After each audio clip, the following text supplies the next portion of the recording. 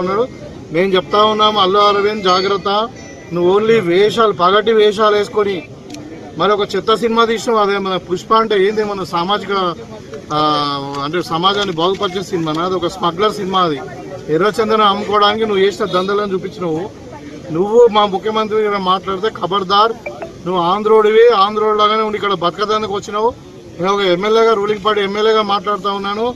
ఇవాళ మీకు ఇచ్చిన గౌరవాన్ని ఉంచి ఇక్కడ వ్యాపారం చేసుకోండి, కానీ మా ముఖ్యమంత్రి గారి మీద మాట్లాడినా ఇంకేదో నీకు ఉన్నది ఏందా? నువ్వు పగటి వేషగాడివి, డబ్బులు ఖర్చు పెట్టి డబ్బులు సంపాదించుకునే వ్యాపారస్తుడి, నువ్వు ఈ సమాజానికి ఏం చేసావు? నీ గౌరవం ఇవ్వాలి. ఇవాళ చనిపోయిన వ్యక్తిని పరామర్శించే మీరు వ్యాపారం చేసుకొని బతకండి అంతే. మీ కాంట్రిబ్యూషన్ ఏముందా తెలంగాణకు?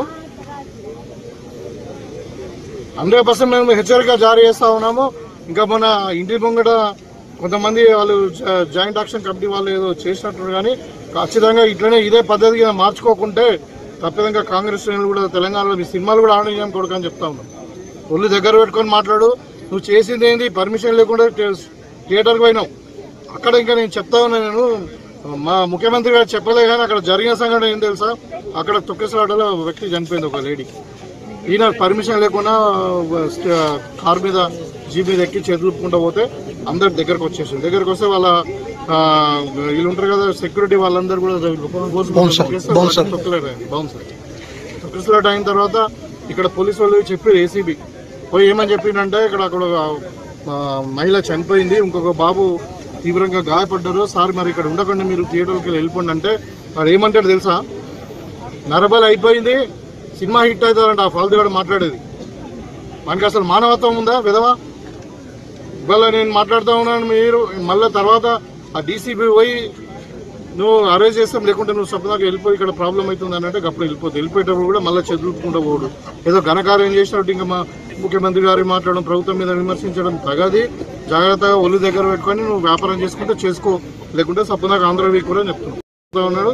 నేను చెప్తా ఉన్నాము అల్లు అరవింద్ జాగ్రత్త, నువ్వు ఓన్లీ వేషాలు పగటి వేషాలు వేసుకొని మరి ఒక చెత్త సినిమా తీసినావు. అదే మన పుష్ప అంటే ఏంది, మన సామాజిక అంటే సమాజాన్ని బాగుపరిచే సినిమా, అది ఒక స్మగ్లర్ సినిమా. అది ఎర్రచందనం అమ్ముకోవడానికి నువ్వు చేసిన దందలను చూపించినావు.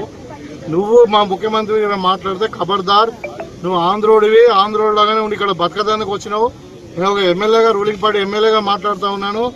ఇవాళ మీకు ఇచ్చిన గౌరవాన్ని ఉంచి ఇక్కడ వ్యాపారం చేసుకోండి, కానీ మా ముఖ్యమంత్రి గారి మీద మాట్లాడినా ఇంకేదో నీకు ఉన్నది ఏందా? నువ్వు పగటి వేషగాడివి, డబ్బులు ఖర్చు పెట్టి డబ్బులు సంపాదించుకునే వ్యాపారస్తుడి, నువ్వు ఈ సమాజానికి ఏం చేసావు? నీ గౌరవం ఇవ్వాలి.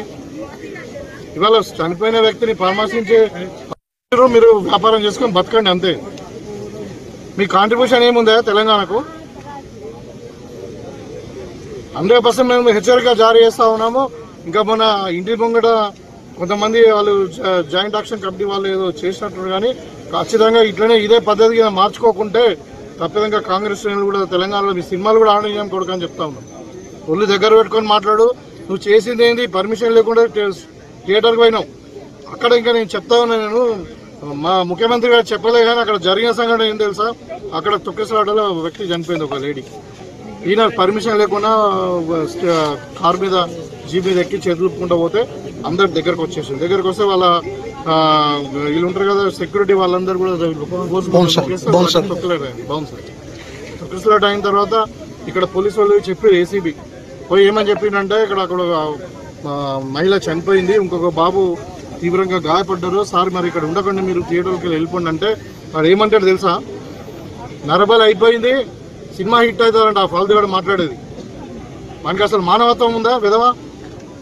ఇవాళ నేను మాట్లాడుతూ ఉన్నాను, మీరు మళ్ళీ తర్వాత ఆ డీసీబీ పోయి నువ్వు అరెస్ట్ చేస్తాం, లేకుంటే నువ్వు సొప్పదాకా వెళ్ళిపోయి ఇక్కడ ప్రాబ్లం అవుతుంది అని అంటే అప్పుడు వెళ్ళిపోయేటప్పుడు కూడా మళ్ళీ చదువుకుంటూ పోడు. ఏదో ఘనకార్యం చేసినట్టు ఇంకా మా ముఖ్యమంత్రి గారు మాట్లాడడం, ప్రభుత్వం మీద విమర్శించడం తగది. జాగ్రత్తగా ఒళ్ళు దగ్గర పెట్టుకొని నువ్వు వ్యాపారం చేసుకుంటే చేసుకో, లేకుంటే సొప్పదాకా ఆంధ్ర వీక్ కూడా చెప్తున్నావు.